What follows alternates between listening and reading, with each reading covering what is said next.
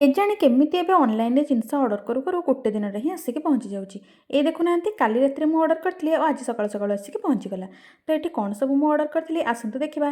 ତ ଏଠି ୟସ୍ ପାଇଁ ଥିଲା ୱେଟ୍ ୱାଇପ୍ସ, ତା ସହିତ ପାଉଡ଼ର ଥିଲା, ଆଉ ତାର ହେଡ଼୍ ୱାଶ୍ ଆଉ ବଡ଼ି ୱାଶ୍ ବି ଥିଲା, ଯେଉଁଟାକି 2 in 1 ଥିଲା, ଯେଉଁଟାକି ହେଡ଼୍ରେ ବି ୟୁଜ୍ କରିହେବ ଆଉ ବଡ଼ିରେ ବି ୟୁଜ୍ କରିହେବ। ଏଇଟା ନୋ ଟିୟର୍ ଫର୍ମୁଲା ଥିଲା, ତ ଆଖି ଜମା ବି ପଡ଼ିବନି। ଆଉ ପାଉଡ଼ରଟା ବି ପୁରା ନ୍ୟାଚୁରାଲ୍ ଥିଲା ଆଉ ଅର୍ଗାନିକ୍ ଥିଲା। ତ ଏଠି ୟସ୍ ଖେଳୁଥିଲା ଆଉ ସେପଟେ ଆମର ଖାଇବା ଚାଲିଥିଲା। ତ ଖାଇବା ଏଠି ରେଡ଼ି ହେଇଯାଇଛି।